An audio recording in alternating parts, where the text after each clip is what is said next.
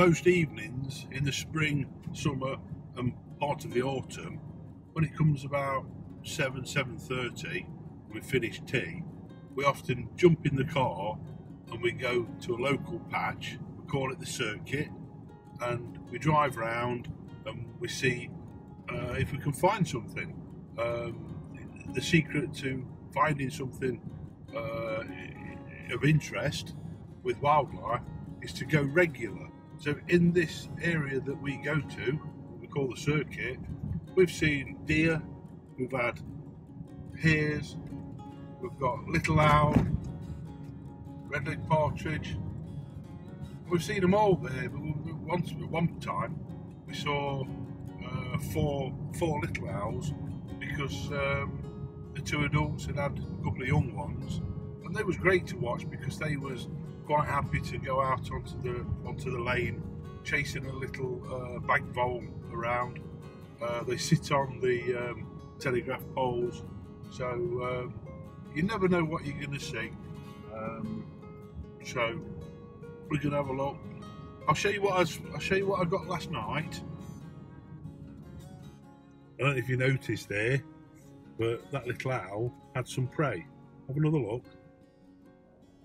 And as you can see, I've got the light on my face now because the sun's setting. So I need to have that at the back of me while I look over that way. And that's exactly what I did last night with that little owl. And that's why it's come out really, really nice. Okay, well, it's nice and early this morning. We're going to go back up to the circuit to start with, have a look up there. Last night was okay. We got quite a nice shot of a red-legged partridge stood up on a muck heap, so hopefully that one's going to come out all right. Also, there were some bunnies, and one was on its hind legs, so spent a little bit of time capturing those. So we're off there again this morning, so we'll see what comes of it. Today I've got my 600 f4. Now the minimum focusing distance with autofocus with this lens is 5.5 meters, and I got a Whitethroat about 3.5 meters just over here, and the autofocus that wouldn't lock on. Now you've not got a lot of time with the small birds because they're very flighty and they're changing the location all the time. So what I needed to do there was to reach for my focusing ring and just focus manually to be able to get that shot. So I'm on autofocus. That is 5.5 meters is the minimum distance. That was 3.5 meters. I couldn't lock on it. I was going to lose the shot. So I got hold of the focusing ring and I override all the autofocus without having to struggle trying to go for, if you're just on here, trying to go for the switch that says autofocus and manual focus. If you just get the focusing ring and turn that, that'll override it automatically. So just bear that in mind when you're trying to struggle because you've got a subject really close. Just grab hold of the focusing ring and do it manually till override, and then you won't miss the shot. Okay, the sun's quite bright, it's quite low, and it's illuminating this field of rapeseed. Now there's been some goldfinches on top of the rapeseed, but because the sun is lighting up those bright yellow flowers, the camera is reading the whole scene and darkening it, as we've said. So I've had to use exposure compensation there. Okay, so that just shows you've got to keep an eye on the back of your camera, because you don't always think that you're going to need some exposure compensation when you're taking a picture of a subject on flowers. So just bear that in mind. Always keep an eye on the back of your screen.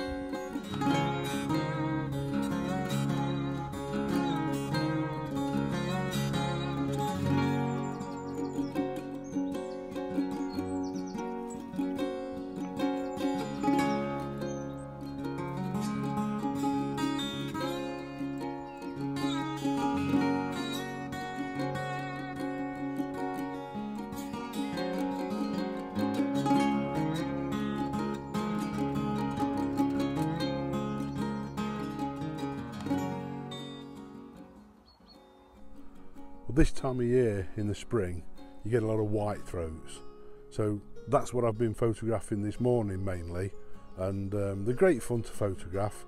When they're sitting on top of this rapeseed you can get a nice shot, but also you've got the hedgerows and they settle in there and they go foraging for the grubs to feed the young ones. So hopefully I've got a few shots of those. I'll let you have a look now.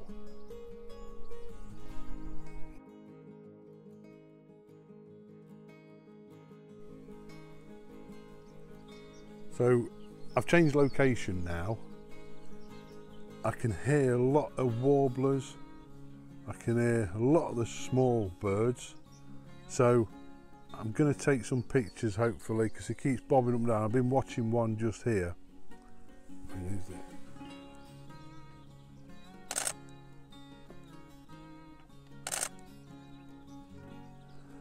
Now I'm at ISO 500. I'm at f6.3, and that's giving me 500th of a second shutter speed. So for a perch bird, that is perfect. But I'm shooting up into the sky as well because it's in the bush, and you'll see that from the picture. I'm shooting up there, so I've gone +1 stop on the exposure compensation.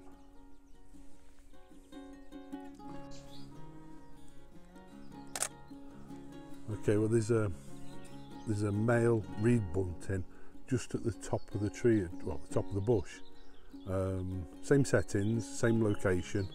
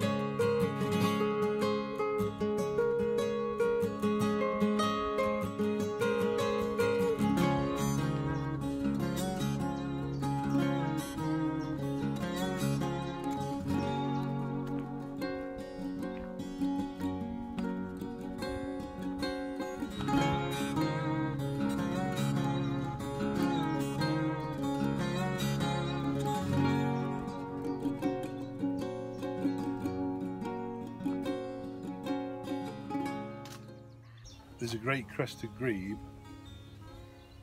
sat on its nest. It was here last week.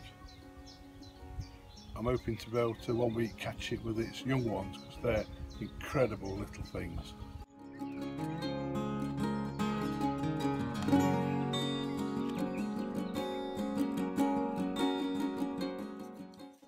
Now in a new location, and it's time for the veritable. Time to eat. This is one part of wildlife photography that's priceless. It's nice weather, sitting down, had a bit of lunch, and now just relaxing, listening to all the birds as a car just goes by. So we're listening to all the birds, and also we're overlooking this lake. And when we first came, there was nothing on the lake, but give it time, you're sitting, you're waiting, and we've had coots, we've had swans, with various things, and you have to give it time, but it doesn't really get any better than this. It's fantastic. You see, that would make a lovely shot on its own. Isn't that absolutely wonderful? There are a few rules with wildlife photography that you need to sort of respect. One's called Schedule 1. That basically covers birds that you can't approach their nesting site. I'll leave a link in the description below, so then you can see which birds you've got to be very careful about, so you can't go too close if you find the nest. Another rule really is common sense, is not to disturb the animals as best as you can. It's inevitable you are going to disturb some animals, but they tend just to fly off. They're okay, but if you use all your efforts to not disturb, either a bird or animal, then you're adhering to the wildlife photography rules.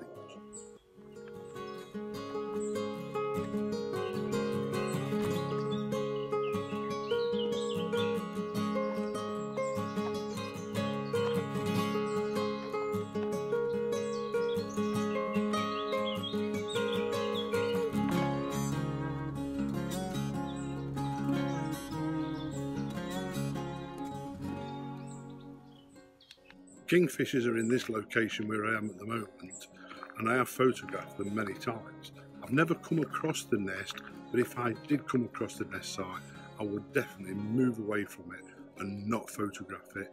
Wouldn't be worth even risking it, because the kingfisher is on schedule 1. A lot of wildlife photographers will tell you that go out in the morning and then go out at tea time because the light's better in those. Now, I would agree that the light is good in the morning and good around tea time, but what I've always done in the last 12 years, I've gone out and I've always gone out for the full day. It's part of the enjoyment, but the thing is, what you'll find is you're getting more practice in. In the daytime, yeah, the light can be harsh, it can be right above you. If you're photographing otters, it makes them all shiny. But at the end of the day, you're learning about that otter's ways, the habitat. You're learning all about it. And if you keep on at it, you'll enjoy it because you're out all day. But the thing is, you're going to enjoy it more because you're going to be able to study your subjects more. And you've got to be out there, you've got to be in it to win it. So the more chances you give yourself of seeing something, the better. Yeah, the light's better in the morning and it's better at tea time.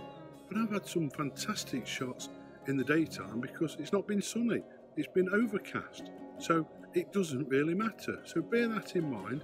It doesn't matter if it's grey skies all day, because that's perfect. You've got mid-tones and you'll be fine with that. So don't just think you've got to go out in the morning, go back home and then come back out at tea time. Maybe if you was photographing tigers in India and it got too hot in the afternoon, I get that, but in the UK, that's not necessary.